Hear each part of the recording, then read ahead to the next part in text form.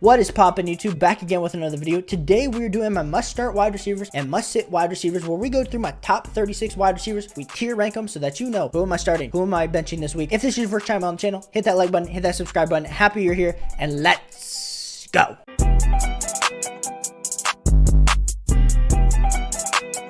We get into our S tier, and of course we have Justin Jefferson, Jamar Chase, and Tyreek Hill. You drafted these guys 101, 102, 103, 104. You're not benching them. You're not benching them, let's be clear. But let's talk about them for just a brief second. You got Justin Jefferson versus the Tampa Bay Buccaneers offense. According to PFF, they are the 13th best secondary, which gives them about a 3 out of 5 star type matchup. It's an A+ start. Of course you're starting them. Projected points, 20 total points for Justin Jefferson. Jamar Chase is going up against the Cleveland Browns. We predict it's going to be a shootout. Kind of the exact same matchup that we've been talking about. Cleveland Browns versus Cincinnati Bengals. It's going to be a shootout. A+ matchup, 19.9 fantasy points is projected for Jamar Chase. Then Tyreek Hill at the Chargers. Going to be a shootout again. These two games between the Bengals and the Browns, and then of course the Dolphins and the Chargers are going to both be high scoring. A+ matchup, 19.7 projected points for my man Tyreek Hill. Rounding out our S tier. Moving on to our A tier, we got Stefon Diggs versus the New York Jets. It's going to be a high profile game. Sauce Gardner versus Stefon Diggs. We do like Stefon Diggs to still put up somewhere between 17-18 fantasy points in this week 1 matchup. Sauce Gardner, one of the best cornerbacks in the league. Then we got CeeDee Lamb versus the New York Giants. New York Giants have improved secondary, so we still like that, but of course drafted in the first round, you're going to start him. Garrett Wilson then going up against the Buffalo Bills. This is going to be a great matchup. We want to see the target share that Garrett Wilson does get from Aaron Rodgers in this first start, but 16.4 fantasy points per game is projected across all platforms. We then have Amon-RA St. Brown ending up in our A tier as the last guy versus Kansas City on a Thursday night game. We're excited to see what Jahmyr Gibbs guys. We're excited to see Amon-RA St. Brown. We're projecting him about 10, 11, 12 total targets, and if he gets those target shares,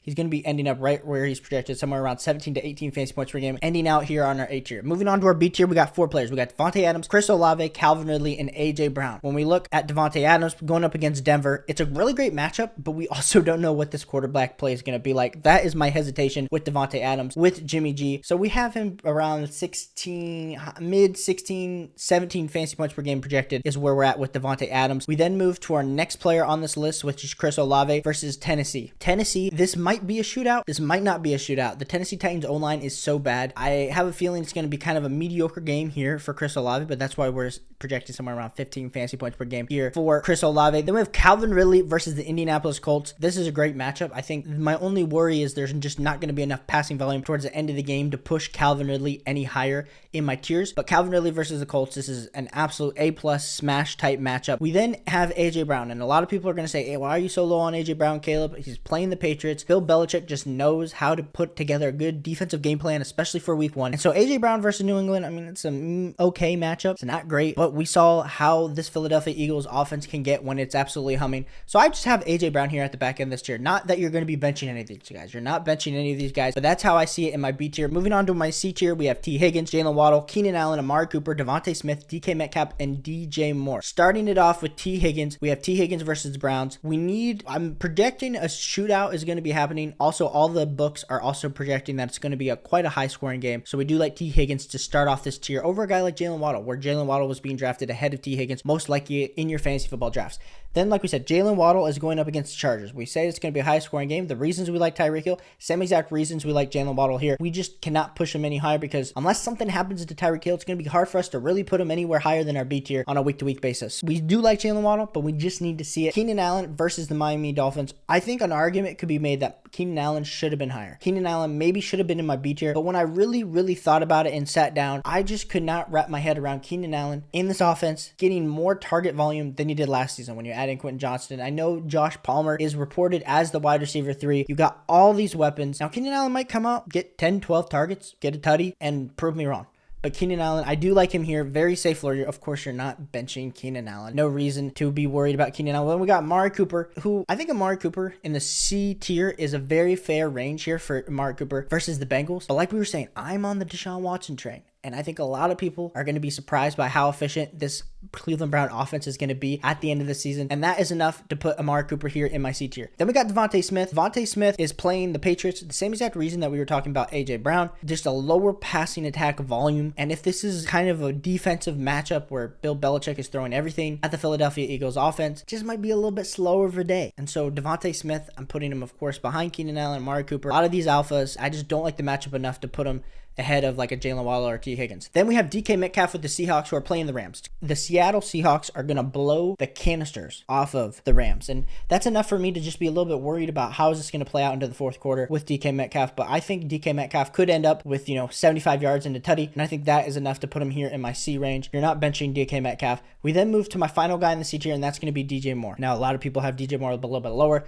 Most people I've seen ranking DJ Moore have him in the 22 to 25 type range versus Green Bay Packers. A little bit harder of a matchup. I am drinking the Kool-Aid after everything that we saw in the preseason, after all those hype videos that we saw, either Justin Fields or the Chicago Bears staff putting up about his connection. I love me some DJ Moore, and I'm not going to get bitten in the butt when I didn't have him high enough here. So I'm willing to risk it for the biscuit with DJ Moore in the C tier. If you drafted him, probably drafted him in the 4th or 5th round. You're not benching DJ Moore. Moving on to my next guy, we got Deebo Samuel here in the E tier. The 49ers take on Pittsburgh Steelers. Just an okay matchup. 13.9 fantasy points per game. It's been quite a far cry the last few seasons for Deebo Samuel in fantasy football. So of course, it feels like yesterday we were putting him up in our A tier or even our S tier. That's no longer the case, but I do have Deebo here in my E tier. We then have Chris Godwin here also in our E tier. And you might be saying to me, Caleb, Chris Godwin, why are you having Chris Godwin behind someone like DJ Moore is probably going to get a lot more targets versus Minnesota Vikings defense, which is kind of middle of the road. For me with Chris Godwin, Baker Mayfield loves to throw the ball over the middle. We do like how this is on, but yeah, Chris Godwin, very great player to be targeting. We then have Christian Kirk with the Jacksonville Jaguars. Same exact reasons that we were liking Calvin Ridley earlier versus the Indianapolis Colts, and the same exact reason that I think Christian Kirk has the potential to put up decent fantasy points. It's just for me, until we see this offense, until we see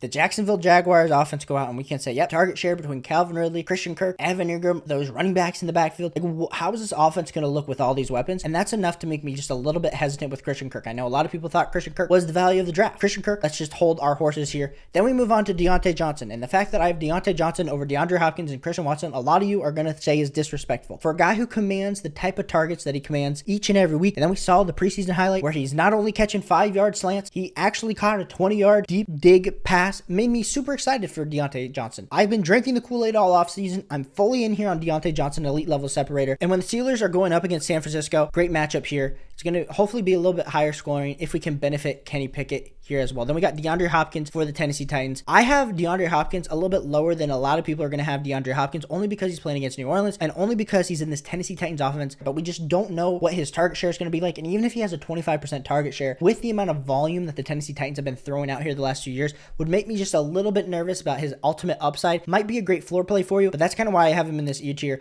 Kind of hard to balance. Then we got Christian Watson also in this E tier. If you look at his peripherals, if you look at the way that he's built, you know Christian Watson, elite level wide receiver type build potential in his range of out. We need to see him with Jordan Love. We need to see the field. If we're talking this boy is getting the slants where he's taking it 50 yards to the house, gets 2 or 3 of those in this game, I will be changing my tune on Christian Watson. But until we see that, I just have Christian Watson here in my ear tier. I feel like it's safe. You're going to be starting Christian Watson. No ifs and doubts about it, but Christian Watson is here in my ear tier.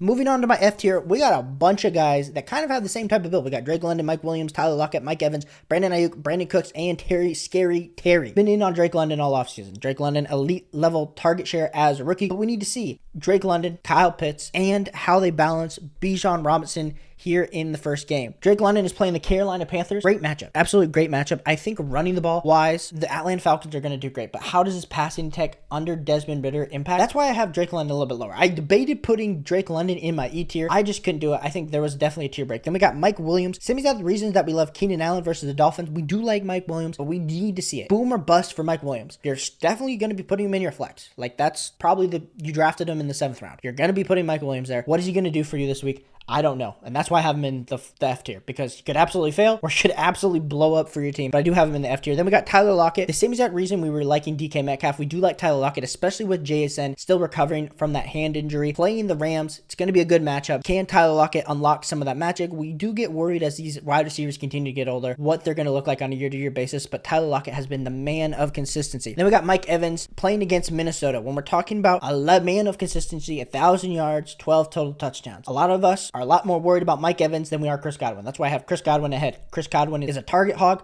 Mike Evans is a touchdown hog. But if they're not going to be scoring as many touchdowns, if they're not going to be throwing the ball at the incredible pace that they were last season under Tom Brady, what does the volume look like for Mike Evans? That is to be determined. But I think Mike Evans was a great value in draft. So you're going to be starting him in your flex most likely. If not, you might have a hard decision between one of these other wide receivers. But I do like Mike Evans this week to see what potentially might happen. Like I said, same type of boom or bust that Mike Williams has is applied here to Mike Evans. Brandin Aiyuk is the next guy in this tier playing against the Pittsburgh Steelers. And it's exciting for Brandin Aiyuk because we've been talking about him where you look at his metrics and he was out of the doghouse last season and was able to actually perform with a full year with Brock Purdy and Deebo Samuel talking so many great things. Cool. We need to see that translate into fantasy football production. And until we do, I have him set here because he could absolutely go off. All these guys could go off. I'm not surprised when some of these F tiers are going to outscore the C tiers. It's a little bit more risky because we don't know. We haven't seen it yet. That's why I have Brandin Aiyuk here, right here. Then we got Brandon Cooks against the New York Giants. Same exact thing that we talked about with CeeDee Lamb. We do like the matchup.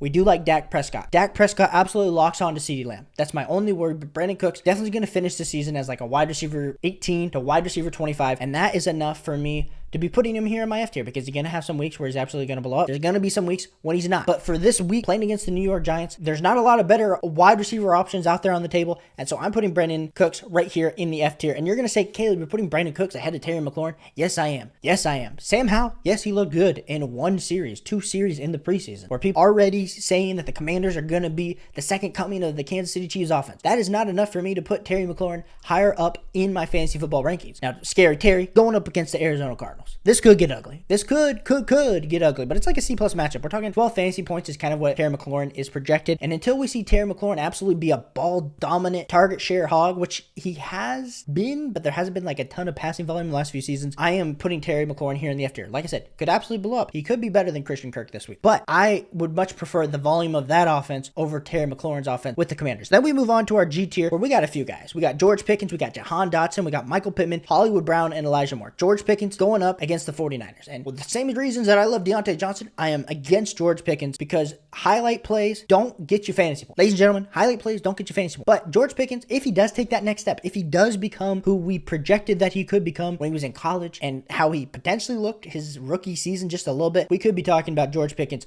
shooting up these rankings. Then we move on to Jahan Dotson. Same exact reason that we're a little bit off Terry McLaurin. Jahan Dotson was an absolute target touchdown machine last season. And if the touchdown regression happens, it's going to be a week-to-week play with Jahan Dotson. Put him in your flex. Going to be fine. Michael Pittman, we're a little worried. We are a little bit worried about Michael Pittman. Now, if there's anybody on this list that we're putting against Jacksonville, is Anthony Richardson going to be able to target Michael Pittman?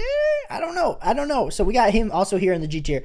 It's a little bit interesting. Then we got Hollywood Brown and Elijah Moore. Hollywood Brown is going up against the Washington Commanders. Who the heck is throwing him the ball? Is it going to be Clay Toon? Is it going to be Josh Dobbs? That's the thing that makes me worried about Hollywood Brown here as this back-end wide receiver 3. Put him in your flex. Could be a boom or bust if he catches a touchdown, but I'm just worried that he's not going to get the targets. He's not going to have the depth of target to really be putting up solid fantasy points for you on a week-to-week basis. And rounding out my top 36 wide receivers for week 1 is going to be Elijah Moore. Elijah Moore, Cleveland Browns with Cincinnati Bengals. It's going to be a really great game. It's going to be high scoring. And if we see Elijah Moore used as a utility bag and they really find ways to get Elijah Moore the ball, this could be super low. I think Elijah Moore could potentially be the breakout on this list where next week we're coming in, we're going, yeah, he's in the E tier. He's in the C tier. I think he definitely has that potential, but we just need to see it. We need to see how he's utilized in this Browns offense. So if this is your first time on the channel, hit that like button, hit that subscribe button. It means the world to me that you're here today, and I will catch you on the next one. Peace.